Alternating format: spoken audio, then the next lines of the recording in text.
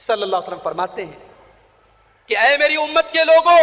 لَتَتَّبِعُنَّ سَنَنَ مَنْ كَانَ قَبْلَكُمْ شِبْرًا بِشِبْرٍ وَذِرَاعًا بِذِرَاعٍ۔ اے میری امت کے لوگوں، تم اپنے سے پہلے کے لوگوں کے نقش قدم پر چلو گے، ان کے طریقے پر چلو گے، یہاں تک کہ اگر وہ ایک بالشت چلیں گے تو تم بھی ایک بالشت چلو گے، وہ ایک ہاتھ چلیں گے تو تم بھی ایک ہاتھ چلو گے، یہاں تک کہ اگر وہ گوہ کے بل میں داخل ہو جائیں گے تو تم بھی داخل ہو جاؤ۔ علماء کرام نے لکھا ہے کہ گوہ ایک جانور ہوتا ہے، بڑا بدبودار ہوتا ہے اور اس کا بل بہت تنگ ہوتا ہے۔ اللہ کے رسول صلی اللہ علیہ وسلم نے یہاں گوہ کے جانور کی بل کا ذکر کر کے یہ اشارہ کیا ہے کہ مسلمان غیروں کی نقل کرنے میں اتنا گر جائے گا کہ ان کے کاموں سے بدبو آئے گی، غیروں کے کاموں سے بدبو آئے گی، ان کے عمل سے بدبو آئے گی، لیکن پھر بھی مسلمان اس کے پیچھے بھاگے گا۔ آج ہمارے نوجوان کا ہیئر اسٹائل دیکھ لیجئے، اس کا چہرہ دیکھ لیجئے، اس کا چال چلن دیکھ لیجئے، اس کے کپڑے دیکھ لیجئے، اس کے عادات و اطوار دیکھ لیجئے، اس کے بولنے کا طریقہ دیکھ لیجئے، ہر چیز میں وہ دوسروں کا غلام بنا بیٹھا ہے، وہ دوسروں کی نقالی کر رہا ہے، وہ دوسروں کی تقلید کر رہا ہے۔ اور علامہ اقبال نے بڑی سچی بات کہی تھی، وضع میں تم ہو نصارا تو تمدن میں ہنود۔ یہ مسلمان ہیں جنہیں دیکھ کے شرمائے یہود۔ میرے ساتھیوں، جب ہم اپنے دین سے دور ہوئے، جب ہم نے غیروں کی نقل کرنا شروع کیا، اللہ کی مدد ہم سے روٹ گئی۔ اللہ کی مدد ہمارے اوپر تب نازل ہوگی جب ہم اپنے دین کی طرف پلٹیں گے اور اپنے دین کو اپنی زندگی میں نافذ کریں گے۔ دو چیزیں اور بیان کر کے بات ختم کرتا ہوں۔ نمبر 7ویں چیز جس کی وجہ سے آج اللہ کی مدد ہمارے اوپر نہیں آ رہی، آج معاشرے میں، سماج میں غلط کام ہو رہا ہے، ہم اپنی آنکھوں سے دیکھ رہے ہیں کہ غلط کام ہو رہا ہے، مگر ہمارے اندر اتنی جرأت نہیں ہے، اتنی ہمت نہیں ہے، اتنا پاور نہیں ہے کہ ہم برائی سے روکیں، ہاتھ کے ذریعے، طاقت کے ذریعے یا زبان کے ذریعے ہم برائی کو روکیں۔ جب یہ نوبت آ جائے، جب نیکیوں کا حکم دینا بند کر دیا جائے، جب برائیوں سے روکنا بند کر دیا جائے، تب اللہ کی مدد آنا بھی بند ہو جائے گی۔ اللہ نے قرآن میں فرمایا فَلَوْلَا كَانَ مِنَ الْقُرُونِ مِنْ قَبْلِكُمْ أُولُو بَقِيَّةٍ يَنْهَوْنَ عَنِ الْفَسَادِ فِي الْأَرْضِ إِلَّا قَلِيلًا مِّمَّنْ أَنْجَيْنَا مِنْهُمْ۔ اگر ایسے لوگ دنیا میں رہتے جو لوگوں کو برائی سے روکتے تو ہم اپنا عذاب نازل نہ کرتے۔ ہمارا عذاب نازل ہوا تو اس لیے نازل ہوا کیونکہ دنیا سے برائی سے روکنے والے، غلط کاموں پر تنبیہ کرنے والے، غلط کاموں پر لوگوں کا ہاتھ پکڑنے والے دنیا سے چلے گئے، اسی لیے ہمارا عذاب نازل ہوا۔ وَمَا كَانَ رَبُّكَ لِيُهْلِكَ الْقُرَىٰ بِظُلْمٍ وَأَهْلُهَا مُصْلِحُونَ۔ یہ سورہ ہود کی آیت ہے اور اس آیت پر ہم سب کو غور کرنے کی ضرورت ہے۔ اللہ نے فرمایا وَمَا كَانَ رَبُّكَ لِيُهْلِكَ الْقُرَىٰ، تمہارا پروردگار کسی بستی کے اوپر اگر عذاب نازل کرتا ہے تو جان لو اللہ کسی بستی پر ظلم نہیں کرتا، اللہ کسی پر اتیاچار نہیں کرتا۔ اگر اللہ کا عذاب نازل ہوا ہے تو اس کی صرف ایک وجہ ہے کہ اس بستی کے اندر، اس قوم کے اندر، اس سوسائٹی کے اندر، اس سماج کے اندر برائی سے روکنے والے ختم ہو گئے، اصلاح کا کام کرنے والے، غلط کو غلط کہنے والے ختم ہو گئے۔ جب تک زمین پر غلط کو غلط، پاپ کو پاپ کہا جائے گا تب تک اللہ تبارک و تعالیٰ کا عذاب نہیں آئے گا۔ جب زمین پر پاپ کو پاپ کہنے والے، غلط کو غلط کہنے والے مٹ جائیں گے، اللہ کا عذاب نازل ہو جائے گا۔ بنی اسرائیل میں ایک قوم گزری تھی، اللہ نے اس قوم کو ایک عجیب و غریب امتحان میں ڈالا تھا۔ وہ لوگ سمندر کے کنارے رہتے تھے، اللہ تعالیٰ نے اس قوم کو سنیچر کے دن شکار کرنے سے منع کیا تھا، سنیچر کے دن شکار کرنے سے منع کیا تھا، لیکن اتفاق دیکھیے کہ سنیچر کے دن سمندر کے اوپر مچھلیاں تیرنے لگتی تھی، مچھلیاں نظر آتی تھیں، اور دوسرے دنوں میں مچھلیاں نہیں آتی تھیں۔ ان لوگوں کے لیے بہت بڑا امتحان تھا کہ سنیچر کے دن اللہ نے مچھلی کا شکار کرنے سے منع کیا تھا، اور سنیچر ہی کے دن سب سے زیادہ ان کو مچھلیاں نظر آ رہی تھی۔ ان لوگوں نے مکاری اور چال بازی سے کام لیا۔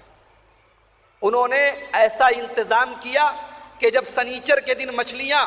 پانی کی سطح کے اوپر آتی تھیں تو انہوں نے سمندر کے کنارے گڈھے بنا لیے، اور وہ مچھلیاں ان گڈھوں میں وہ لوگ روک لیتے تھے، اور سنیچر کے بجائے اتوار کو یا دوسرے دن ان مچھلیوں کو پکڑ لیتے تھے۔ یعنی اللہ بھی خوش رہے اور اپنا نفس بھی راضی رہے۔ یہ ان لوگوں نے ہیلا اپنایا تھا، یہ طریقہ اپنایا تھا۔ اس قوم کے اندر جب یہ مکاری کی جانے لگی تو کچھ لوگوں نے ان کی اس حرکت سے انہیں منع کیا کہ تم یہ غلط کر رہے ہو، جب اللہ نے سنیچر کے دن شکار کرنے سے منع کیا ہے تو خبردار ایسی حرکت مت کرو۔ کچھ لوگوں نے منع کیا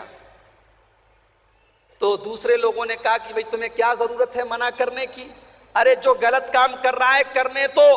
ہم تو صحیح ہیں، ہم تو نہیں کر رہے ہیں۔ تو ان لوگوں نے جواب دیا معذرتاً الی ربکم، ہم ان کو برائی سے اس لیے روک رہے ہیں کہ کل قیامت کے دن اللہ پوچھے گا کہ اے میرے بندو، تمہارے سامنے غلط کام ہو رہا تھا، تمہارے سامنے اللہ کی نافرمانی ہو رہی تھی، تم نے منع کیا تھا کہ نہیں کیا تھا؟ تو کم سے کم ہمارے پاس ایک ایکسکیوز رہے، ایک عذر رہے کہ ہاں اے اللہ ہم نے منع کیا تھا، ہم اپنے رب کے سامنے عذر پیش کر سکیں، اس لیے ہم انہیں منع کر رہے ہیں۔ اس کے بعد اللہ کہتا ہے فَلَمَّا نَسُوا مَا ذُكِّرُوا بِهِ انجینا الذین ینہون عن السوء واخذنا الذین ظلموا بعذاب بئیس، جب ہم نے اپنا عذاب نازل کیا تو جو لوگ ان کو غلط کام سے روکتے تھے ان کو چھوڑ کر باقی سب کو ہم نے ہلاک کر دیا۔ میرے عزیز ساتھیوں، میرے بزرگوں، میرے نوجوان ساتھیوں، آج معاشرے میں بہت سارے غلط کام ہو رہے ہیں، لیکن دھیرے دھیرے ہماری مینٹیلٹی ایسی بنتی جا رہی ہے، ہماری ذہنیت ایسی بنتی جا رہی ہے کہ اب غلط کو غلط کہنے کی ہمت بھی ہمارے اندر نہیں ہے۔ یاد رکھیے، اگر یہ نوبت آ گئی، اگر سماج اس حد تک گر گیا تو اللہ کی مدد آنے والی نہیں ہے۔ اللہ کی مدد تبھی آئے گی جب سماج اور معاشرے میں برائی کو برائی کہنے والے لوگ اور برائی سے منع کرنے والے لوگ دنیا میں موجود رہیں گے۔ اور آخری چیز جس کی وجہ سے اللہ کی مدد ہمارے اوپر نہیں آ رہی ہے، چیزیں تو بہت ساری ہیں لیکن میں نے اپنے مطالعے کی روشنی میں 8 چیزوں کو نوٹ کیا تھا۔ 8ویں چیز یہ ہے کہ آج مسلمان اپنے دین کے لیے، اپنے ایمان کے لیے قربانی کا جذبہ اپنے اندر نہیں رکھتا۔ آج کا مسلمان اپنے جان مال، اپنے تن من دھن کی قربانی اللہ کے دین کی راہ میں پیش کرنے کا جذبہ اپنے اندر نہیں رکھتا۔ اللہ تعالیٰ نے قرآن کریم میں فرمایا سورہ توبہ کے اندر ان اللہ اشترى من المؤمنین انفسهم واموالهم بان لهم الجنہ، اللہ تعالیٰ نے ایمان والوں کی جان اور مال کو خرید لیا ہے۔ اللہ نے ایمان والوں کی جان اور مال کو خرید لیا ہے جنت کے بدلے میں۔ اگر ہمیں جنت چاہیے تو ہماری جان، ہمارا مال، ہمارا سب کچھ اللہ تبارک و تعالیٰ کی راہ میں ضرورت پڑے تو ہمیں قربان کرنے کا جذبہ اپنے اندر پیدا رکھنا چاہیے۔ اللہ کے نبی جناب محمد رسول اللہ صلی اللہ علیہ وسلم نے ایک حدیث میں فرمایا، جسے امام ابو داؤد رحمۃ اللہ علیہ نے روایت کیا کہ جب ایسا زمانہ آ جائے گا اذا تبایعتم بالعینۃ واخذتم اذناب البقر ورضیتم بالزرع، جب آدمی اپنے کاروبار میں لگ جائے گا، جب آدمی گائے کی دم پکڑ کے بیٹھ جائے گا، یعنی اپنے جانور، اپنے مویشی، اپنی دنیا کی دولت کے پیچھے پڑ جائے گا، وَرَضِيتُمْ بِالزَّرْعِ، اپنی کھیتی، اپنی دنیا کی دولت سے راضی ہو جائے گا، وَتَرَكْتُمُ الْجِهَادَ وَسَلَّطَ اللَّهُ عَلَيْكُمْ ذِلًّا لَا يَنزِعُوا حَتَّى تَرْجِعُوا إِلَىٰ دِينِكُمْ، اور اللہ کی راہ میں قربانی کا جذبہ، جہاد فی سبیل اللہ کا جذبہ جب دلوں سے نکل جائے گا، اللہ کے نبی جناب محمد رسول اللہ صلی اللہ علیہ وسلم فرماتے ہیں کہ ایسے موقع پر جب دین کے لیے اسٹرگل کرنا، دین کے لیے جد و جہد کرنا، دین کے لیے اپنی ہر طریقے کی قربانی پیش کرنے کا جذبہ جب ختم ہو جائے گا تو اللہ تبارک و تعالیٰ تمہارے اوپر ذلت ڈال دے گا اور وہ ذلت تب تک ختم نہیں ہوگی جب تک آدمی دوبارہ اپنے دین کی طرف واپس نہیں ہوگا۔ محترم سامعین، یہ 8 چیزیں قرآن و سنت کی روشنی میں آپ کے سامنے بیان کی گئی۔ یہ وہ بنیادی اسباب تھے جن کی وجہ سے آج اللہ تبارک و تعالیٰ کی مدد ہمارے اوپر نہیں آ رہی ہے۔ آخر میں ہم اللہ تبارک و تعالیٰ سے یہی دعا کریں گے، رب العالمین امت مسلمہ کے اوپر آج پوری دنیا میں جو حالات ہیں، اے اللہ تو ان حالات کی اصلاح فرما دے، اے اللہ تو اپنے مومن بندوں کی مدد فرما،